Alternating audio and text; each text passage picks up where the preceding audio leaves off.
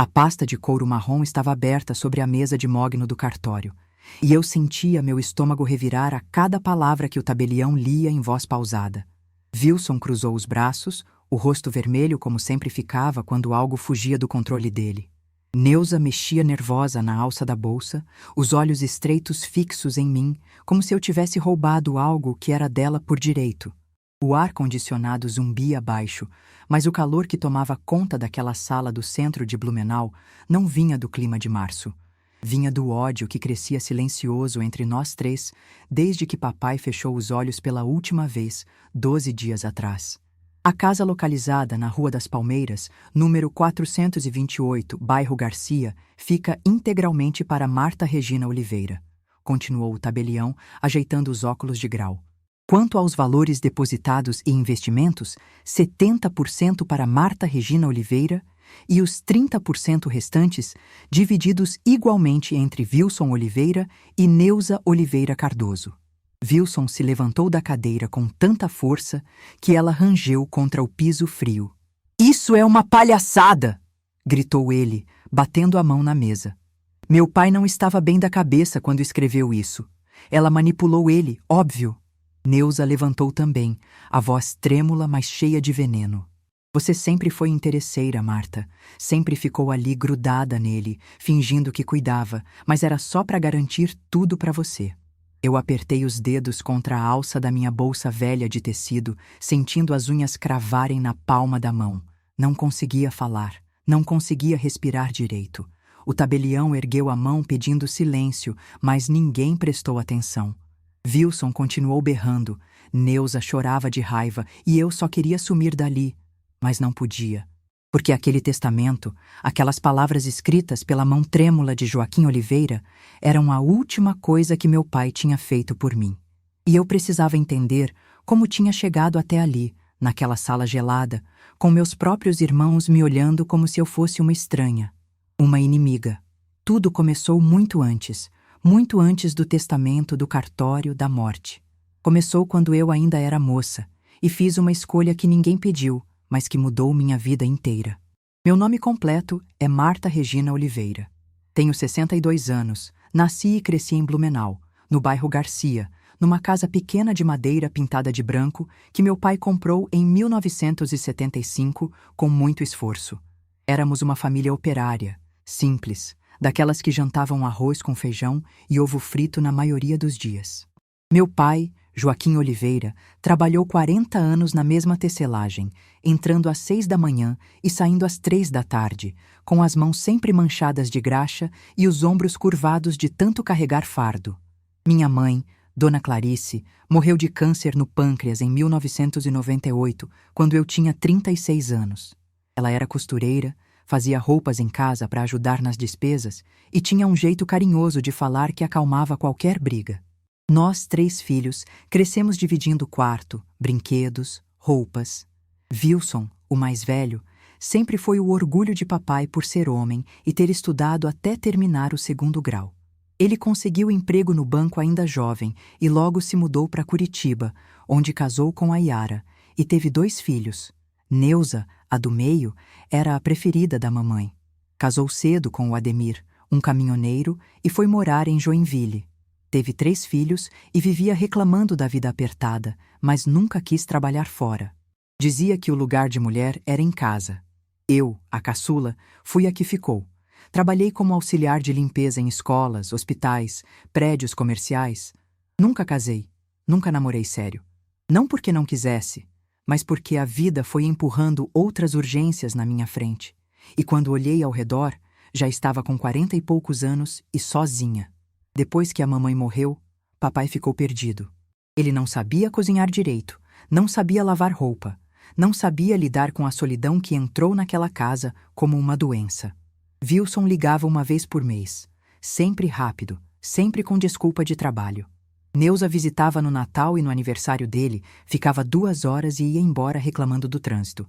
Eu morava a 15 minutos a pé. Comecei a ir lá todo dia depois do serviço. Levava marmita, arrumava a casa, fazia companhia. No começo, papai insistia que eu não precisava, que ele se virava. Mas eu via a geladeira vazia, a roupa suja acumulada, o desânimo nos olhos dele. Uma noite de junho de 1999, ele estava sentado na cadeira de balanço da varanda, olhando para o nada. Me sentei no degrau da escada, enrolada num casaco velho, e fiquei ali em silêncio até ele falar. Você não precisa vir aqui todo dia, Marta. Tem sua vida. Que vida, pai? Respondi, sem olhar para ele. Trabalho e volto para casa vazia. Pelo menos aqui eu faço companhia para o senhor. Ele ficou quieto por um tempo, depois suspirou fundo. Seus irmãos deviam ajudar mais. Eles têm a vida deles longe. Eu sou a que ficou. Foi a primeira vez que senti aquele peso de ser a filha que restou. Não era ressentimento, não naquela época. Era só um fato. Wilson mandava dinheiro de vez em quando, o que ajudava. Mas dinheiro não esquentava comida, nem enxugava lágrima. Neuza ligava para reclamar do marido, dos filhos, mas nunca perguntava como o papai estava de verdade. Eu fui me tornando a ponte entre ele e o mundo, sem perceber que essa ponte ia me custar caro no futuro. Em 2010, papai teve um problema sério no trabalho. A tecelagem fechou um setor inteiro e ele foi demitido sem justa causa depois de 40 anos de serviço. Ficou arrasado. Achava que ia morrer sem ter nada para deixar para os filhos. Mas um advogado conhecido da família, o Dr. Agenor Machado, que tinha me ajudado anos antes num processo trabalhista, descobriu que a empresa devia um monte de verbas atrasadas. Papai processou e ganhou. Recebeu R$95 mil de indenização. Foi a primeira vez na vida que ele viu tanto dinheiro junto. Lembro do dia que ele me chamou para conversar na cozinha. Tinha acabado de depositar o dinheiro no banco e estava nervoso, mexendo nas mãos como fazia quando tinha algo importante para dizer. Marta, eu não sei o que fazer com isso, disse ele, empurrando o extrato para mim. Tenho medo de gastar errado e perder tudo. O senhor devia investir, pai. Deixar render. Investir como? Eu não entendo nada disso. Chamei o Dr. Agenor de novo. Ele explicou que CDB era seguro, rendia melhor que poupança e que papai podia deixar lá, sem mexer. Aplicamos R$80 mil num CDB que pagava em torno de 8% ao ano. Os 15 mil restantes ficaram na poupança para emergências. Papai guardou os comprovantes numa pasta que mantinha trancada no armário do quarto. Nunca tocou naquele dinheiro. Dizia que era para o futuro, para os filhos. Wilson e Neuza ficaram sabendo da indenização. Wilson ligou parabenizando, mas no fim da conversa soltou. Se o senhor precisar de ajuda para administrar isso, pai, é só falar. Eu entendo de banco. Neuza foi mais direta quando veio visitar. Pai, com esse dinheiro, o senhor podia ajudar a gente. O Ademir está desempregado, os meninos precisam de roupa para a escola. Papai ajudou. Mandou 3 mil para Neuza, 2 mil para o Wilson quando ele pediu para reformar a casa. Mas nunca tocou no investimento. Aquilo era sagrado para ele. Mas antes de continuarmos, se essa história despertou algo aí dentro, me conte nos comentários. Às vezes, dividir o que sentimos é o primeiro passo para aliviar o peso que a gente carrega sozinho. Deixe seu like, se inscreva no canal, tem vídeo toda segunda, quarta e sexta ao meio-dia. E compartilhe esse vídeo com alguém que talvez esteja precisando de um abraço através das palavras. Os anos foram passando e eu fui ficando cada vez mais presente na vida de papai.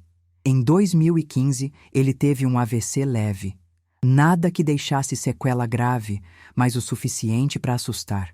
Wilson não conseguiu vir porque tinha uma reunião importante no banco.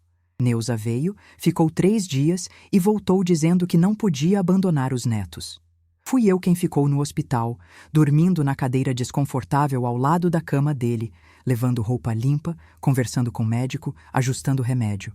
Quando ele teve alta, o neurologista foi claro. Seu pai precisa de acompanhamento constante. Nada de morar sozinho. Vendi meu barraco alugado onde eu morava e me mudei de vez para a casa dele. Transformei o quartinho dos fundos no meu. Papai protestou, disse que eu estava sacrificando minha vida, mas eu não via como sacrifício.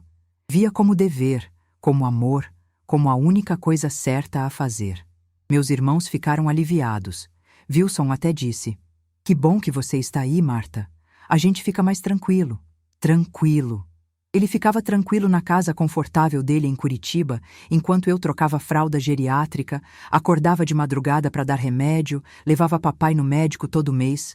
Neuza ligava perguntando como ele estava, mas nunca ofereceu ajuda real. Quando eu sugeria que ela viesse passar uns dias para me dar um respiro, sempre tinha desculpa. Aniversário do neto, consulta do marido, reforma em casa.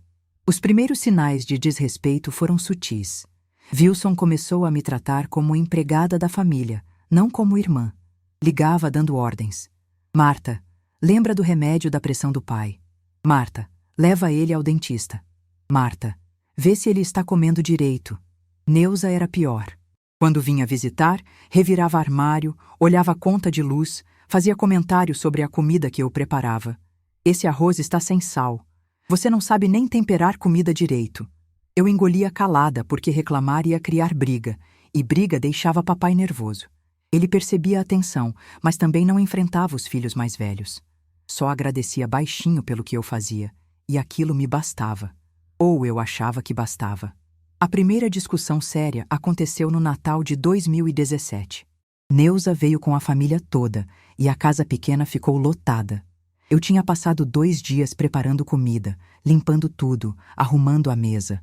Quando eles chegaram, Neuza entrou reclamando do calor, os netos correram pela casa derrubando o enfeite e o Ademir sentou no sofá, ligando a televisão no volume máximo. Papai estava na cadeira de rodas que ele usava para se locomover melhor depois de outro probleminha na perna, sorrindo feito criança de tão feliz por ter a casa cheia. Eu servi a ceia, arrumei prato para todo mundo e quando finalmente sentei para comer, Neuza falou alto da outra ponta da mesa. Marta, traz mais farofa e vê se tem ketchup na geladeira para os meninos. Levantei sem falar nada, busquei o que ela pediu. Quando voltei, ela estava conversando com o marido sobre uma viagem que queriam fazer para Florianópolis. A gente merece, né, Ademir? Trabalha o ano inteiro, tem que aproveitar. Eu mordi a língua. Trabalhar o ano inteiro? Neuza não trabalhava fora desde que casou. Mas deixei quieto. Depois da ceia, enquanto eu lavava pilhas de louça na pia, Neuza veio até a cozinha e ficou encostada no batente, olhando as unhas. Você não acha que está na hora de arrumar um namorado, Marta? Ficar aqui cuidando do pai não é vida para ninguém. Fechei a torneira devagar, sequei as mãos no pano de prato. Eu cuido dele porque quero. E porque alguém precisa. Não precisa bancar a mártir. Se você não quisesse, a gente dava um jeito. Que jeito, Neuza? Você mal vem aqui. Wilson liga uma vez por mês. Ela cruzou os braços, o rosto endureceu. Olha, eu tenho minha família. Não posso largar tudo para ficar de babá de velho. E você sabe que o Wilson tem o trabalho dele. E eu não tenho vida. Você acha que eu não queria ter família também? Ninguém mandou você ficar solteirona. A palavra caiu como um tapa. Solteirona. Eu apertei o pano de prato entre as mãos, sentindo a raiva subir quente pela garganta. Mas antes que eu respondesse, papai chamou da sala pedindo água. Engoli o que ia falar e fui atender ele. Neuza voltou para a mesa como se nada tivesse acontecido. Alguns meses depois, em março de 2018, Wilson veio para Blumenau numa viagem de trabalho e passou em casa. Foi a primeira vez em quase 2 anos que ele apareceu pessoalmente. Chegou no fim da tarde, de terno e gravata, cheirando a perfume caro. Cumprimentou o papai com tapinha no ombro e se sentou na poltrona da sala, cruzando a perna. E aí, pai, como está? Bem, bem, respondeu papai animado. A Marta cuida direitinho de mim. Wilson olhou para mim que estava na cozinha preparando café. Ela sempre foi a certinha da família. O tom não era elogio, era deboche. Levei o café e bolo que tinha feito de manhã, coloquei na mesinha de centro. Wilson pegou a xícara, deu um gole e fez cara feia. Esse café está fraco. Fiz do jeito que sempre faço, respondi, me sentando na cadeira ao lado de papai. Pois devia fazer mais forte, eu não consigo tomar café fraco. Papai olhou de um para outro, desconfortável. O café está bom, Wilson. Para de frescura. Wilson riu, mas era uma risada sem graça. Tudo bem, pai, mas já que eu estou aqui, queria conversar sobre uma coisa. Ele se inclinou para a frente, apoiando os cotovelos nos joelhos. O senhor já pensou em vender essa casa? Ela está velha, precisa de reforma, e o bairro não é mais o mesmo. O senhor podia comprar um apartamento pequeno, mais fácil de cuidar, e ainda sobrava dinheiro. Senti meu estômago afundar. Vender a casa? Repeti, incrédula. É uma sugestão. Wilson continuou, ignorando meu tom. O pai está velho, não precisa de casa grande. E a Marta também ia se beneficiar, porque o apartamento dá menos trabalho. Eu não quero vender, papai disse firme, a voz mais alta que o normal. Essa casa eu comprei com suor. Construí uma família aqui. Não vou vender. Wilson suspirou, encostando na poltrona de novo. Tudo bem, pai. Era só uma ideia. Mas pensa no futuro. A gente precisa pensar prático.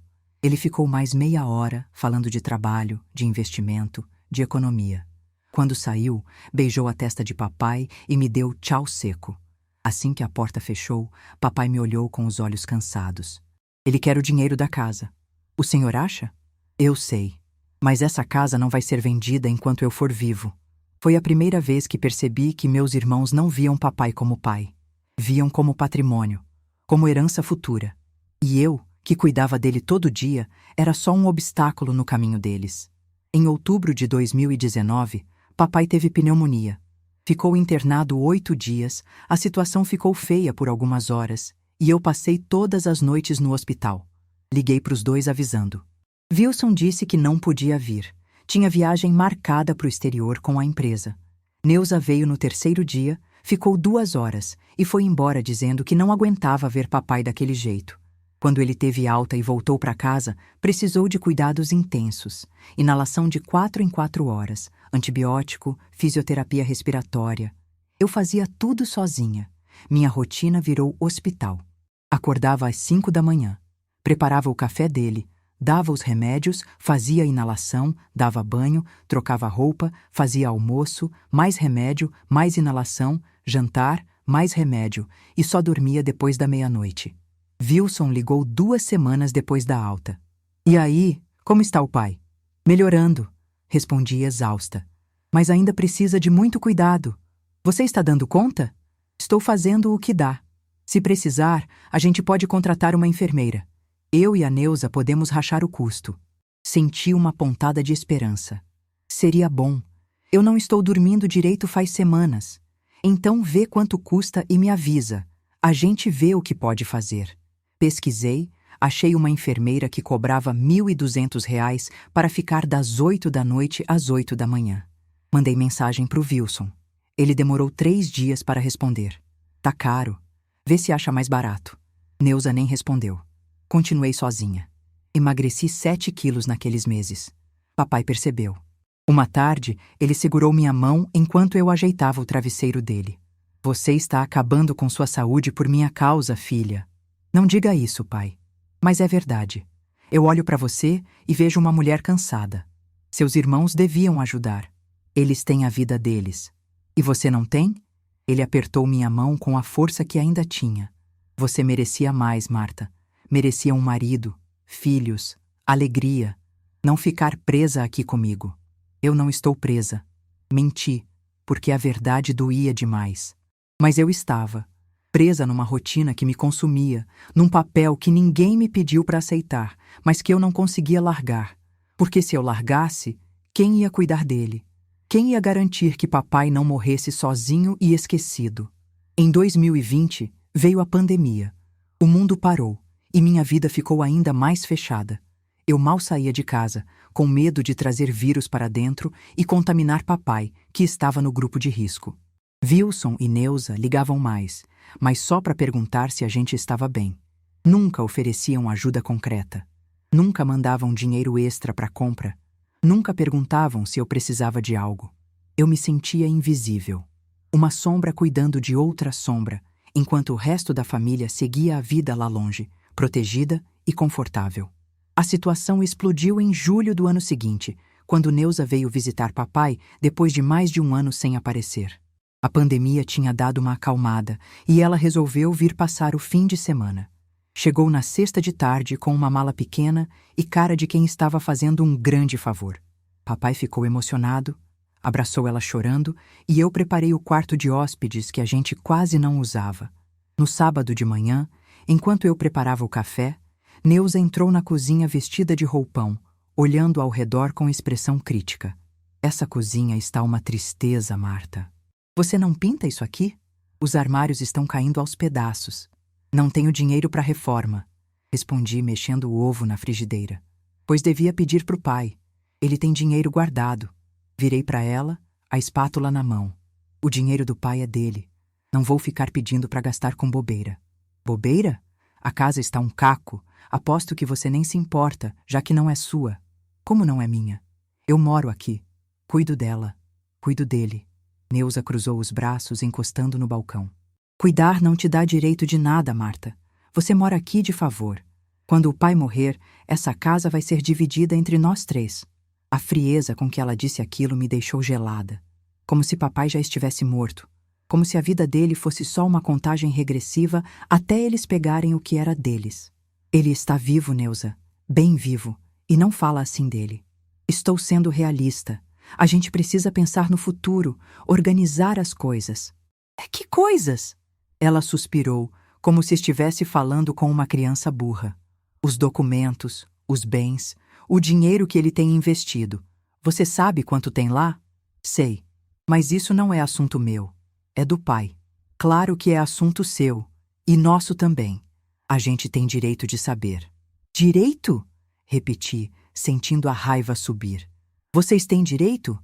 Vocês que somem por anos, que nunca ajudam, que só ligam quando querem algo? Neuza deu 2 passos na minha direção, o rosto vermelho.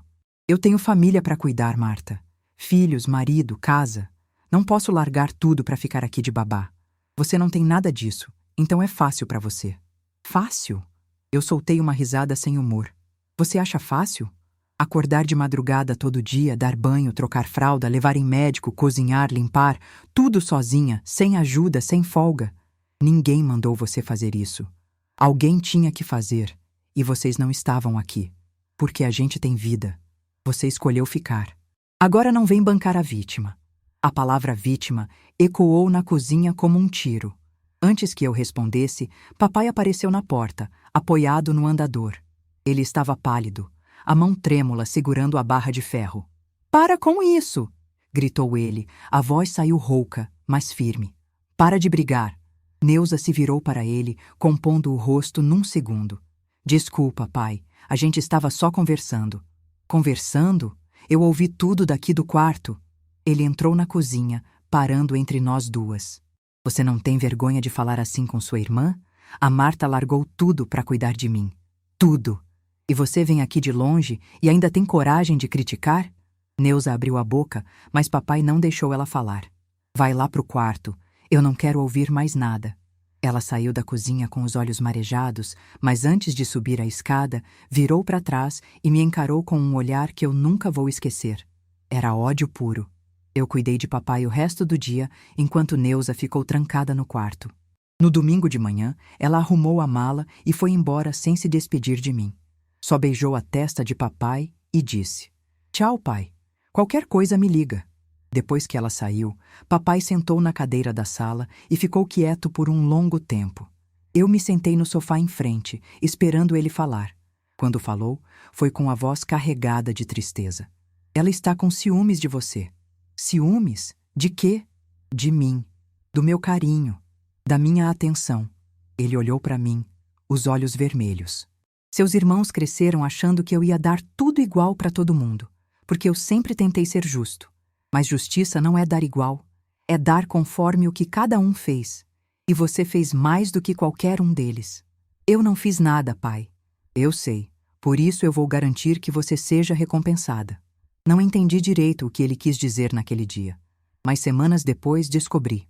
Papai chamou o Dr. Agenor em casa e pediu para fazer um testamento. Eu não sabia disso na hora. Só fiquei sabendo meses depois, quando papai me contou uma noite dessas em que ele não conseguia dormir e ficávamos conversando na varanda. Eu deixei tudo organizado, Marta. Você vai ficar com a casa e a maior parte do dinheiro.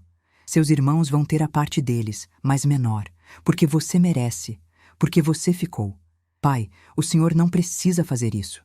Preciso sim, para você ter segurança, para eles aprenderem que amor não é só sangue, é presença. Aquela conversa me deixou com um peso estranho no peito. Parte de mim se sentia grata. Outra parte tinha medo do que isso ia causar quando papai não estivesse mais aqui para se defender. Mas ele estava decidido. E eu não tinha forças para discutir. O acontecimento que me quebrou aconteceu em janeiro de 2023. Papai teve uma queda no banheiro de madrugada. Eu estava dormindo e acordei com o barulho. Corri e encontrei ele caído no chão frio, a perna dobrada num ângulo estranho, o rosto contorcido de dor. Chamei a ambulância, fui com ele para o hospital e descobri que tinha fraturado o fêmur. Precisou de cirurgia urgente para colocar pino. Eu liguei para os dois avisando. Wilson disse que ia tentar vir no fim de semana. Neuza disse que ia rezar por ele, mas não podia sair de casa porque o neto estava doente. Papai ficou internado 2 semanas. Eu dormi no hospital todas as noites, numa cadeira dura ao lado da cama dele. Ele chorava de dor, chamava por mim de madrugada, e eu segurava a mão dele até ele voltar a dormir. No 5º dia, ele teve uma infecção e precisou de antibiótico mais forte. Os médicos avisaram que a recuperação ia ser longa, que ele ia precisar de fisioterapia e cuidados constantes. Eu só pensava, como vou dar conta sozinha de novo? Wilson apareceu no 8º dia. Ficou 20 minutos no quarto, conversando amenidades com papai. E quando saímos para o corredor, ele me puxou de lado. Marta, eu preciso falar uma coisa. Eu e a Neuza estamos preocupados com você. Preocupados? É. Você está se matando por causa dele. Isso não é saudável. A gente acha que está na hora de considerar uma casa de repouso. Senti o sangue gelar. Casa de repouso? Você está louco? Não sou louco. Sou realista. O pai está com 87 anos, dependente, e você não vai aguentar mais muito tempo assim. Numa casa de repouso, ele teria cuidado profissional 24 horas. Você teria sua vida de volta. Ele não quer ir para casa de repouso, Wilson. Ele já me disse isso 1000 vezes. Ele quer morrer em casa. Mas não é sobre o que ele quer. É sobre o que é melhor para todo mundo. Wilson cruzou os braços, olhando para o chão. Olha, eu e a Neuza podemos ajudar a pagar. A gente racha o custo. Tem lugares bons, sabe? Não. Falei firme, olhando direto nos olhos dele. Eu não vou colocar meu pai numa casa de repouso para vocês ficarem com a consciência tranquila. Se vocês querem ajudar, venham aqui. Fiquem uns dias. Me deem um respiro. Mas não joguem ele fora. Wilson suspirou, balançando a cabeça. Você é teimosa demais, Marta. Um dia vai se arrepender. Ele foi embora logo depois. Não voltou mais no hospital. Neuza nem apareceu. Quando papai teve alta, voltamos para casa e eu assumi de novo a rotina de cuidados. Mas alguma coisa dentro de mim tinha mudado. Eu olhava para ele e via um homem frágil, dependente, esquecido pelos filhos que ele criou. E olhava para mim no espelho e via uma mulher de 61 anos, sem vida própria, sem futuro, apenas esperando o dia em que tudo aquilo ia acabar. Uma noite, 3 semanas depois da alta, papai já estava dormindo e eu fiquei sentada sozinha na cozinha, tomando chá de camomila. A casa estava em silêncio, só o relógio da parede marcando os segundos. Comecei a chorar. Não sei de onde veio, mas veio com força. Chorei pelos anos que passei ali, pela juventude que deixei passar, pelos filhos que nunca tive, pelo amor que nunca encontrei. Chorei pelo cansaço, pela solidão, pela certeza de que meus irmãos me viam como empregada e não como família. Estava assim quando tocaram a campainha. Olhei para o relógio. Passava das 10 da noite. Assustada, fui até a porta e olhei pelo olho mágico. Era o doutor Agenor. Abri depressa. Doutor, o que aconteceu? Tudo bem? Desculpa a hora, Marta. Eu estava passando por aqui voltando de uma audiência e vi a luz acesa. Pensei em dar uma passada para saber do seu pai. Como ele está? Melhorando. Devagar, mas melhorando. Ele percebeu meu rosto inchado, os olhos vermelhos. Você estava chorando. Tentei negar, mas não adiantou. Ele era advogado, acostumado a ler pessoas. Me pediu licença e entrou. Fomos até a sala, sentamos e pela primeira vez em anos eu desabei com alguém. Contei tudo. A solidão, o abandono dos irmãos, a sugestão absurda de casa de repouso, o medo de não aguentar mais. Ele me ouviu em silêncio, com aquela paciência que só pessoas boas têm. Quando terminei, ele ficou quieto por um momento, depois falou com a voz calma. Marta, você precisa entender uma coisa. O que você está fazendo é admirável, mas não é sustentável. Você está se destruindo. Eu sei, mas o que eu faço? Abandono ele? Não é sobre abandonar, é sobre estabelecer limites, sobre pedir ajuda, sobre aceitar que você não pode fazer tudo sozinha. Ele se inclinou para frente, olhando firme nos meus olhos. E sobre se preparar para o que vem depois. Depois? Depois que seu pai partir. Seus irmãos vão aparecer. Vão querer a parte deles. E você precisa estar protegida. O pai fez testamento. O Senhor mesmo ajudou ele. Eu sei, mas o testamento pode ser contestado. E pelo jeito que você me descreveu seus irmãos, eles vão tentar. Ele tirou um cartão do bolso e colocou na mesinha de centro. Qualquer coisa, qualquer problema, você me liga. Vou te ajudar no que for preciso. Como amigo, não como advogado. Não quero receber nada por isso. Aquela conversa foi o ponto de virada. Pela primeira vez, eu percebi que não estava completamente sozinha. Que alguém via meu esforço, meu sacrifício, e que eu ia precisar lutar pelo que era justo quando a hora chegasse. Guardei o cartão dele na carteira e naquela noite tomei uma decisão. Não ia mais me curvar aos meus irmãos. Não ia mais aceitar desrespeito calada. Se eles quisessem guerra depois da morte de papai, eu ia estar preparada. Nos meses seguintes, comecei a me organizar de um jeito que nunca tinha feito antes. Peguei todos os documentos de papai que estavam espalhados pela casa. Certidão de nascimento, RG, CPF, comprovantes de aposentadoria, extratos bancários, comprovantes do banco que ele mantinha há anos, escritura da casa. Coloquei tudo numa pasta sanfonada e guardei no meu quarto, trancada dentro do armário. Tirei uma foto de cada documento e salvei numa pasta no meu celular. O Dr. Agenor tinha me dado essa orientação quando voltei a falar com ele algumas semanas depois. Se seus irmãos aparecerem querendo mexer nos papéis do seu pai, você já tem tudo documentado. Isso é importante. Papai estava mais fraco a cada dia. A fratura no fêmur tinha tirado dele uma força que não voltou mais. Ele andava pouco, mesmo com o andador, e passava a maior parte do tempo sentado na cadeira da sala ou deitado na cama. Mas a cabeça estava lúcida. Ele sabia o que estava acontecendo ao redor. Sabia que o tempo dele estava acabando. Uma tarde de abril, ele me chamou no quarto. Estava deitado, a respiração cansada, e segurou minha mão com aquela força fraquinha que ainda tinha. Marta, se acontecer alguma coisa comigo, você sabe onde está tudo, né? Sei, pai. Está tudo guardado. O testamento está com o Dr. Agenor. Não deixe seus irmãos mexerem em nada antes de falar com ele. Não vou deixar. Eles vão te atacar, filha. Vão dizer que você me manipulou, que você é interesseira. Mas eu deixei tudo escrito, explicado. Você merece. Você foi a única que ficou. Aquelas palavras ficaram martelando na minha cabeça. Eu sabia que ele estava certo. Wilson e Neuza iam reagir mal. Mas parte de mim ainda tinha esperança de que, no fim, eles fossem entender. Que vissem justiça naquilo. A esperança durou pouco. Em junho, Wilson ligou dizendo que ia vir passar o feriado em Blumenau. Avisou em cima da hora, como sempre. Chegou na quinta-feira à noite de carro e tocou a campainha às 9 da noite. Abri a porta. Ele entrou sem cumprimentar direito. Foi direto até o quarto de papai. Fiquei na sala ouvindo a conversa deles. Wilson falava alto, animado, contando histórias do trabalho, da família, das viagens que tinha feito. Papai respondia pouco, cansado. Depois de uns 20 minutos, Wilson saiu do quarto e veio até a sala onde eu estava dobrando roupa limpa. Ele está bem mais fraco, né? Está. A idade chegou. Wilson sentou no sofá, esticou as pernas. Marta, eu vim aqui porque preciso falar de uma coisa importante com você e com ele. Que coisa? Sobre o futuro, sobre a herança. Senti o estômago revirar.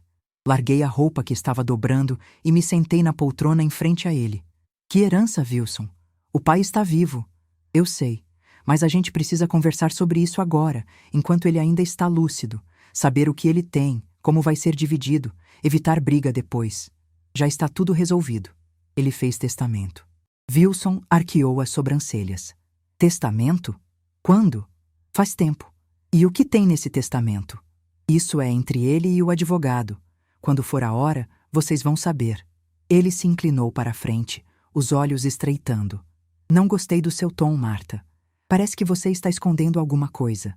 Não estou escondendo nada. Só estou respeitando a vontade do pai. A vontade ou a sua vontade? Ele levantou, começando a andar pela sala.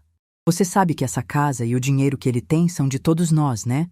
Não é só seu porque você está aqui. Eu nunca disse que era só meu, mas está agindo como se fosse. Ele parou na minha frente, cruzando os braços. Eu e a Neuza estamos preocupados, Marta. Você tem total acesso ao dinheiro dele, aos documentos, a tudo. Como a gente sabe que você não está se aproveitando? A acusação caiu como uma bomba.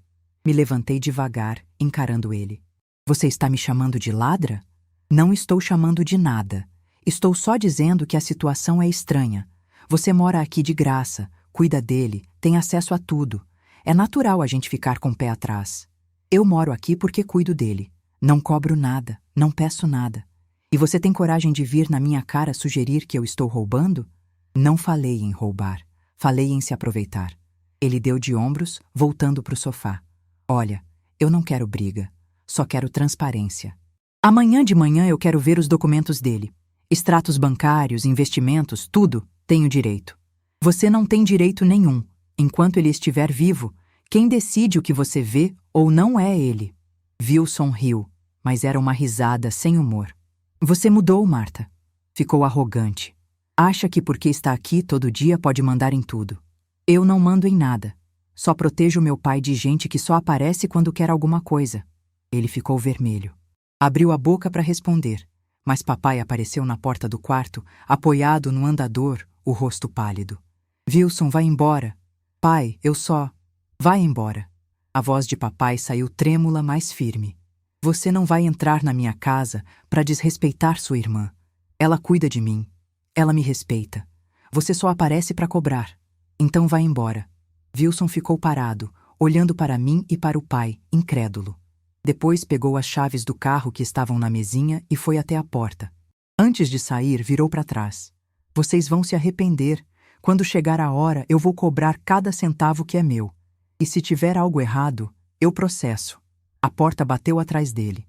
Papai ficou parado no corredor, a respiração pesada. Fui até ele, segurei o braço dele e levei de volta para o quarto. Quando deitei ele na cama e cobri com o lençol, ele me olhou com os olhos cheios d'água. Eu falhei como pai. Não diga isso. Falhei. Criei filhos egoístas.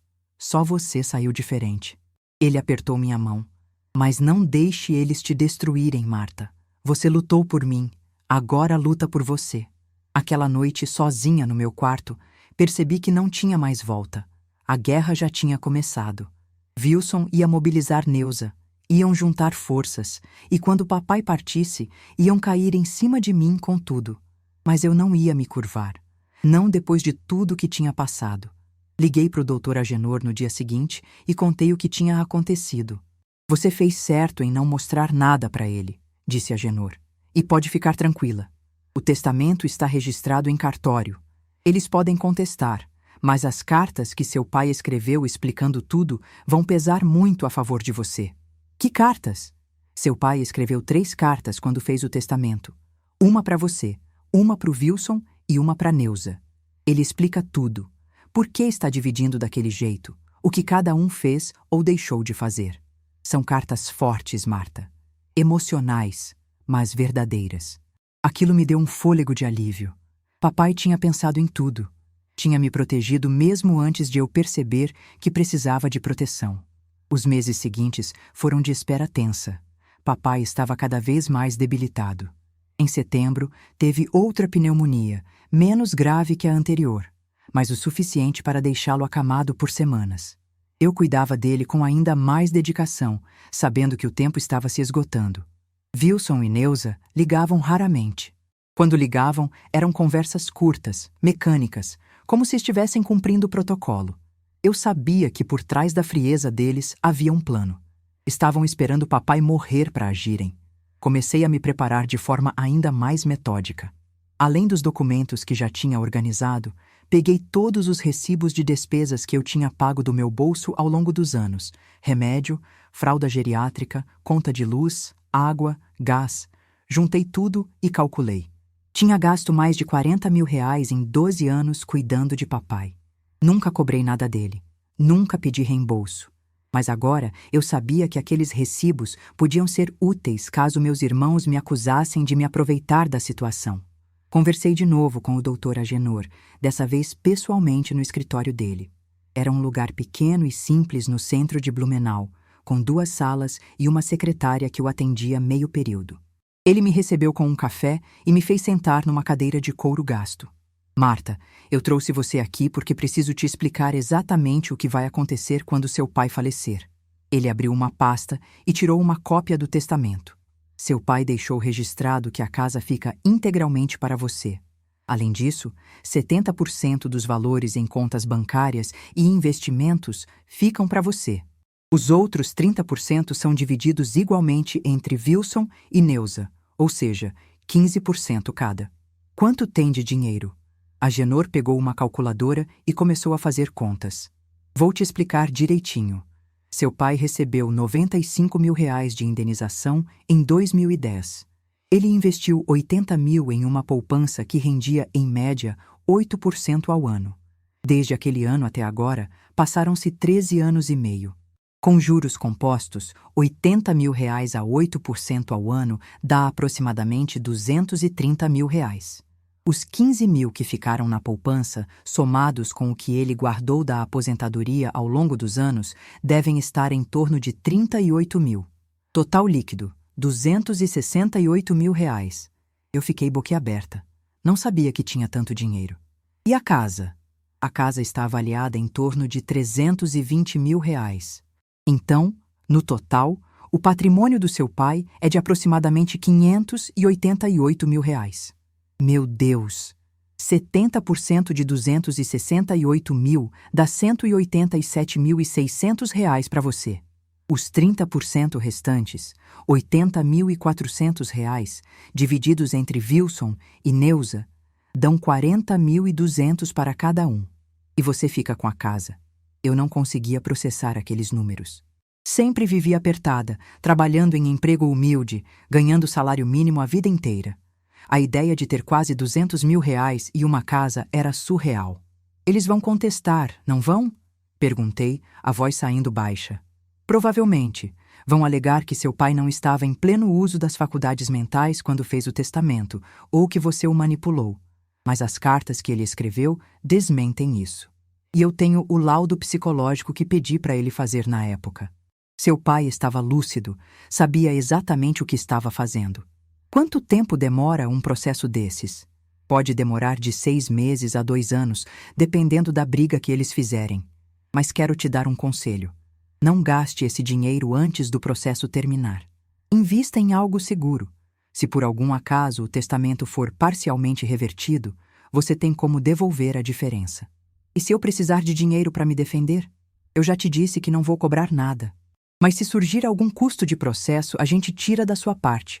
Você vai ter dinheiro suficiente para se defender e ainda sobrar bastante. Saí do escritório do Dr. Agenor com a cabeça zonza. Pela primeira vez na vida, eu tinha a perspectiva de segurança financeira.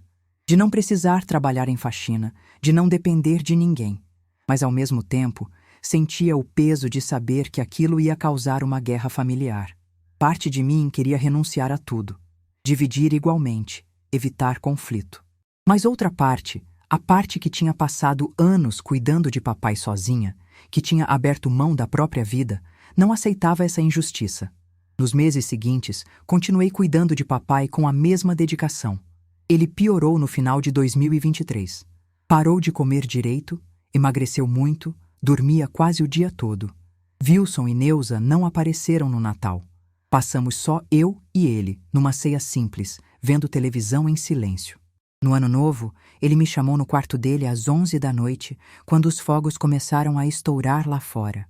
Marta, eu não vou chegar em outro Natal. Não diga isso, pai. Mas é verdade. E está tudo bem. Eu vivi muito. Mas você...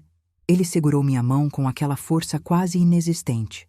Você precisa viver agora. Precisa ter sua vida. Não deixe seus irmãos te destruírem. Você é forte. Mais forte que qualquer um de nós. Chorei ali, segurando a mão dele, ouvindo os fogos explodirem lá fora enquanto o mundo comemorava. Em março de 2024, papai teve uma parada respiratória durante a madrugada. Chamei a ambulância, mas quando chegaram, já era tarde. Joaquim Oliveira morreu na cama dele, na casa dele, do jeito que sempre quis. Eu estava ao lado dele, segurando a mão dele. Foi às 4:30 da manhã de uma terça-feira. Liguei para o Wilson, depois para Neuza. Os dois disseram que iam vir para providenciar o enterro. Eles chegaram no mesmo dia, à tarde. Entraram na casa como donos, fazendo planos, ligando para a funerária, escolhendo caixão, decidindo o horário de velório. Eu fiquei quieta, deixando eles tomarem conta. Ainda estava em choque, processando a perda. O enterro foi no dia seguinte. Pouca gente apareceu. Alguns vizinhos, a prima Lourdes, o doutor Agenor. Wilson fez um discurso bonito no cemitério, falando sobre o pai trabalhador, o homem íntegro. Neuza chorou copiosamente, abraçada aos filhos. Eu fiquei em silêncio, observando tudo de longe, pensando como era fácil fingir amor quando a pessoa já não estava mais ali para cobrar. Depois do enterro, voltamos para casa. Wilson e Neuza se sentaram na sala, e Wilson foi direto ao ponto. Agora a gente precisa conversar sobre os bens. Como vai ser a divisão? Respirei fundo. Amanhã de manhã tem leitura do testamento. Às 10 horas, no cartório. Neuza franziu a testa. Testamento? É. O pai deixou tudo escrito. Wilson se levantou, irritado. Que história é essa de testamento? Por que a gente não foi avisado? Porque ele fez há alguns anos. E pediu sigilo. Sigilo? Neuza quase gritou. Sigilo de quê? Que jogada é essa? Não é jogada nenhuma. Amanhã vocês vão saber tudo. Eles saíram dali nervosos, desconfiados. E eu soube que a guerra estava oficialmente declarada. O cartório estava gelado naquela manhã de março. Eu cheguei primeiro, às 9:45. O doutor Agenor já estava lá, com a pasta de couro marrom debaixo do braço. Me cumprimentou com um aperto de mão firme e um olhar que dizia: vai ficar tudo bem. Wilson chegou às 10 em ponto, de terno azul marinho, parecendo que ia para uma reunião de negócios. Neuza veio 2 minutos depois, de vestido preto, os olhos ainda inchados de chorar. Entramos todos na sala do tabelião. Um homem de uns 50 anos, cabelo grisalho, óculos de grau, que nos recebeu com uma formalidade respeitosa. Bom dia a todos. Estamos aqui para proceder com a leitura do testamento de Joaquim Oliveira, falecido no último dia 19 de março de 2024. Ele abriu a pasta, retirou os documentos e começou a ler. Eu, Joaquim Oliveira, brasileiro, viúvo, aposentado, residente e domiciliado na Rua das Palmeiras, número 428, bairro Garcia, Blumenau, Santa Catarina, no pleno gozo de minhas faculdades mentais, declaro que é de minha livre e espontânea vontade fazer o presente testamento. Wilson e Neuza estavam atentos, tensos. Eu sentia meu coração disparar. O tabelião continuou lendo as disposições gerais, até chegar na parte dos bens. Foi quando tudo explodiu. Deixo a casa onde resido, localizada na Rua das Palmeiras, no bairro Garcia, integralmente para minha filha Marta Regina Oliveira, em reconhecimento aos anos de cuidado, dedicação e amor que ela me dispensou. Quanto aos valores depositados em contas bancárias e investimentos, deixo 70% para Marta Regina Oliveira e 30% para serem divididos igualmente entre Wilson Oliveira e Neuza Oliveira Cardoso. Wilson bateu a mão na mesa antes mesmo do tabelião terminar. Isso é absurdo. Meu pai não estava bem quando escreveu isso. Senhor Wilson, por favor. O tabelião pediu calma. Deixe-me terminar. Terminar o quê? Isso é uma farsa. Ela manipulou ele. Wilson apontou o dedo para mim, a voz alta e trêmula de raiva. Neuza começou a chorar, mas não era choro de tristeza. Era de fúria. Eu sabia que você ia fazer isso, Marta. Ficou ali se fazendo de coitadinha, de boazinha, só para garantir tudo. Eu não fiz nada, respondi, a voz saindo firme. Foi decisão dele. Decisão dele? Wilson riu, um riso amargo. Você estava lá todo dia enchendo a cabeça dele, falando mal da gente. Eu nunca falei mal de vocês. Nunca precisei. Vocês mesmos se mostraram. O tabelião interveio, levantando a mão. Por favor, vamos manter a compostura. Há ainda documentos complementares que esclarecem as razões da disposição testamentária. Ele tirou 3 envelopes lacrados da pasta. Joaquim Oliveira deixou 3 cartas, uma para cada filho. Estas cartas foram escritas de próprio punho e estão aqui lacradas, desde a data do testamento. Entregou um envelope para cada um de nós. Abri o meu com as mãos tremendo. Era a letra de papai, irregular, mas clara. Comecei a ler em silêncio, sentindo as lágrimas subirem. Minha querida Marta, se você está lendo isso, é porque eu já parti. Quero que saiba que tudo que deixei para você é fruto da minha gratidão. Você abriu mão da sua vida para cuidar de mim. Nunca me cobrou nada, nunca reclamou, nunca me abandonou. Seus irmãos sumiram, esqueceram de mim, só apareciam quando queriam algo. Mas você ficou, e por isso você merece mais. Não deixe eles te fazerem sentir culpa. Você lutou por mim. Agora lute por você. Com todo o meu amor, seu pai. Olhei para Wilson e Neuza. Eles liam as cartas deles, e pela expressão nos rostos, papai não tinha poupado palavras. Wilson terminou primeiro. Amassou a carta com força e jogou na mesa. Isso não prova nada. Ele estava senil, confuso. Ela influenciou ele a escrever essas mentiras. Não eram mentiras, respondi, a voz embargada. Era a verdade. Verdade que vocês não querem aceitar. Neuza levantou, a carta ainda na mão, o rosto vermelho de raiva e vergonha. Você é uma pessoa horrível, Marta. Sempre foi, fingindo ser a filha perfeita, mas era só para roubar o que era nosso. Eu não roubei nada, gritei, me levantando também. Eu cuidei dele enquanto vocês viviam a vida de vocês longe daqui. Eu que troquei fralda, que acordei de madrugada, que levei em médico, que segurei a mão dele quando ele tinha dor. Onde vocês estavam? A gente tinha nossa vida. Wilson gritou de volta. Família, trabalho, responsabilidades. E eu não tinha? Vocês acham que eu não queria ter tido um marido, filhos, uma vida? Mas eu escolhi ficar. Escolhi cuidar dele. E agora querem me punir por isso? Você escolheu porque sabia que ia receber mais no fim. Neuza soltou, a voz cheia de ódio. Aquilo me atingiu no fundo da alma. Respirei fundo, tentando controlar a raiva. Vocês realmente acham isso de mim? Acham que eu passei mais de 20 anos cuidando do nosso pai por interesse em dinheiro que eu nem sabia que ele tinha? O silêncio que se seguiu foi pesado. O tabelião limpou a garganta. Senhores, eu entendo que esta é uma situação delicada, mas preciso informar que o testamento está devidamente registrado e foi feito dentro das normas legais. O senhor Joaquim Oliveira foi submetido à avaliação psicológica na época que atestou sua plena capacidade mental. Vocês têm o direito de contestar judicialmente, mas o documento é válido. Wilson apontou para mim de novo. Nós vamos contestar. E vamos provar que você manipulou nosso pai. Você não vai ficar com nada disso. Nada. Tentem, falei, olhando direto nos olhos dele. Tentem e vão descobrir que eu tenho recibo de cada centavo que gastei cuidando dele. Tenho testemunhas, vizinhos, médicos, tenho tudo documentado. E vocês? O que vocês têm? Ligações esporádicas? Visitas de Natal? Neuza começou a soluçar alto, dramática, como se tivesse perdido tudo. Como você pode fazer isso com a gente, Marta? Somos irmãos. Somos? Quando vocês me trataram como irmã? Quando me respeitaram? Quando dividiram o peso de cuidar do pai? O doutor Agenor, que tinha ficado calado até então, finalmente falou. Senhores, eu representei o senhor Joaquim na elaboração deste testamento.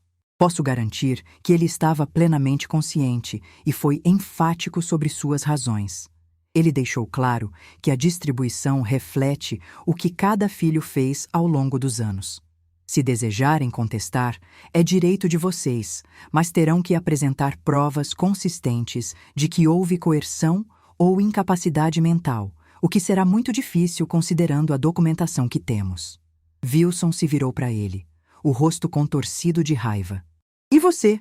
Você é advogado dela. Obviamente estava do lado dela nessa armação toda. Eu fui advogado do seu pai, Agenor respondeu com calma. E continuo sendo amigo da família. Mas minha lealdade sempre foi com a verdade e com a justiça. Se quiserem me incluir no processo, fiquem à vontade. Eu tenho todas as provas necessárias. Wilson bufou, pegou a pasta dele e foi em direção à porta. Isso não vai ficar assim. Eu vou contratar o melhor advogado de Curitiba e vou derrubar esse testamento. Você vai devolver cada centavo que não é seu. Neuza o seguiu, mas antes de sair, virou para mim com um olhar gélido. Você destruiu essa família, Marta. Espero que o dinheiro valha a pena, porque você perdeu seus irmãos. Eu perdi vocês faz tempo, respondi baixo. Só não tinha percebido. A porta bateu. Fiquei sozinha na sala com o tabelião e o doutor Agenor. Minhas pernas tremiam, o coração disparado. Sentei de novo, segurando a carta de papai contra o peito. Foi difícil, disse Agenor, sentando ao meu lado. Mas você se saiu bem. Falou a verdade. Eles vão mesmo processar? Provavelmente. Mas não se preocupe. A gente vai se defender. E vai vencer. Saí daquele cartório com um misto de alívio e tristeza. Alívio porque finalmente tinha colocado para fora tudo o que sentia. Tristeza porque sabia que a relação com meus irmãos tinha acabado ali. Não tinha mais volta. Nas semanas seguintes, Wilson e Neuza cumpriram a ameaça. Entraram com processo contestando o testamento, alegando que papai não estava em pleno uso das faculdades mentais e que eu tinha exercido influência indevida. Contrataram um advogado de Curitiba, caro, conhecido por ganhar causas de herança. Mas o doutor Agenor estava preparado. Apresentou o laudo psicológico de papai, as cartas, depoimentos de vizinhos que confirmavam que eu cuidava dele sozinha, recibos médicos onde meu nome aparecia como acompanhante em todas as consultas dos últimos 10 anos, e até um depoimento da fisioterapeuta que atendia papai em casa e testemunhou meu cuidado diário. O processo durou 7 meses. 7 meses de audiências, de papelada, de noites sem dormir. Wilson e Neuza mobilizaram alguns primos distantes para testemunhar contra mim, dizendo que eu sempre fui apegada demais ao pai, que controlava o que ele fazia. Mas nenhum deles conseguiu provar a coerção. O juiz, uma mulher de uns 60 anos, foi clara na sentença final, lida numa tarde fria de outubro de 2024. Não restam dúvidas de que o testador estava em plenas condições mentais quando elaborou o testamento, conforme atestado por laudo psicológico e pela coerência das declarações constantes nas cartas deixadas. A divisão desproporcional dos bens é justificada pela dedicação demonstrada pela beneficiária principal ao longo de mais de 2 décadas, em detrimento da ausência dos demais herdeiros. O testamento é válido e deve ser cumprido integralmente.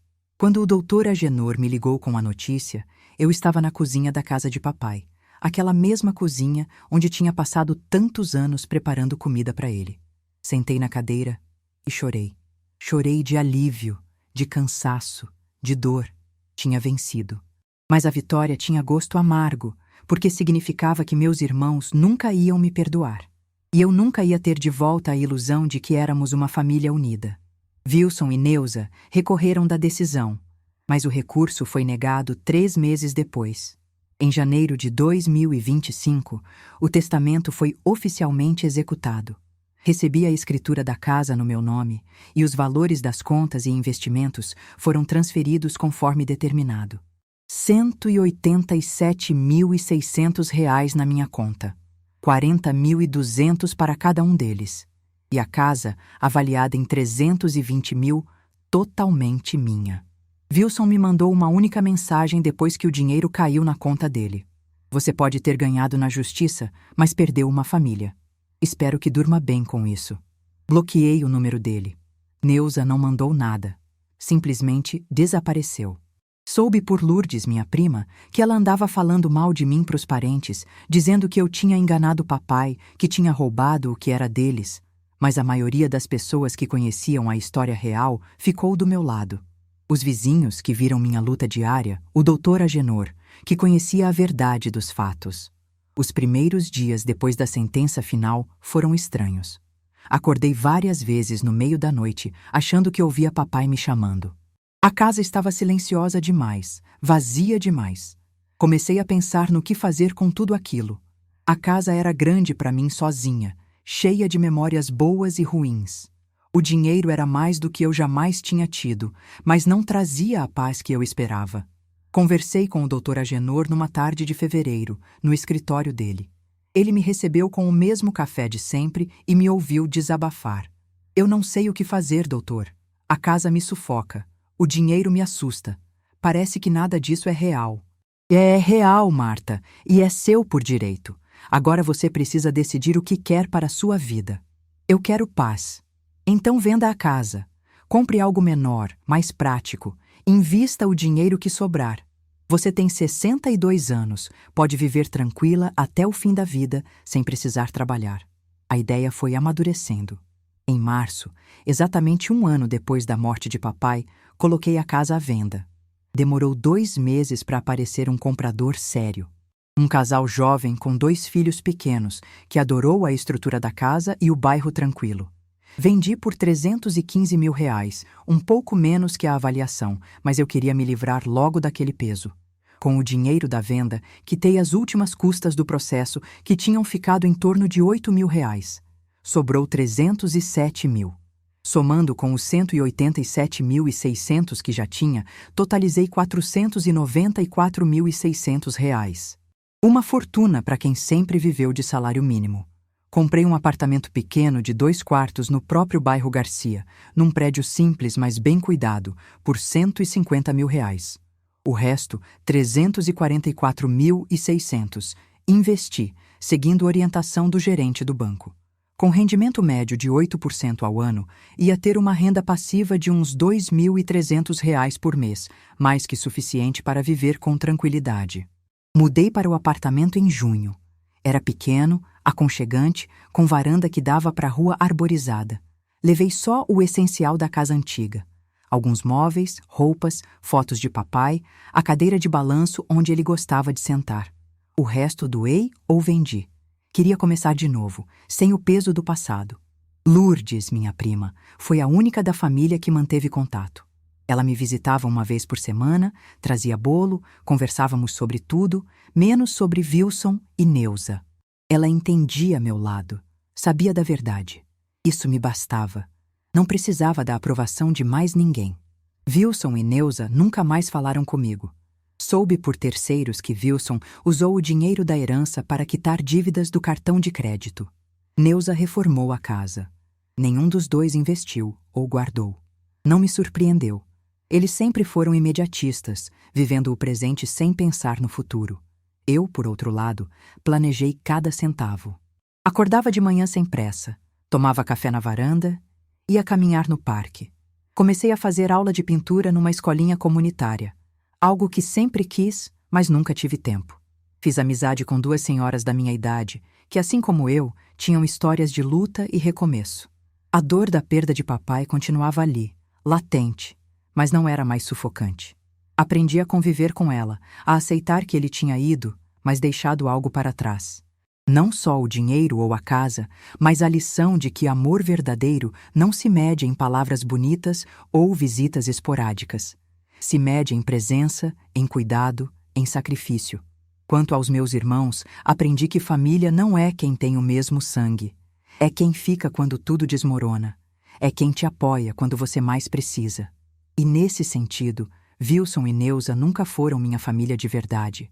Foram apenas pessoas com quem dividi uma infância e um sobrenome. Escolhi o recomeço silencioso. Sem alarde, sem revanche, sem necessidade de provar nada para ninguém. Venci na justiça não porque tinha dinheiro ou influência, mas porque tinha a verdade do meu lado. E essa verdade, escrita pela mão trêmula de um pai que enxergou além das aparências, foi o melhor presente que ele podia ter me deixado. Você ou alguém que conhece já passou por uma situação de herança que dividiu a família? Me conta nos comentários. E se essa história te tocou, deixe o like e compartilhe essa história. E se ainda não é inscrito, venha fazer parte da nossa comunidade. Tem vídeo toda segunda, quarta e sexta ao meio-dia.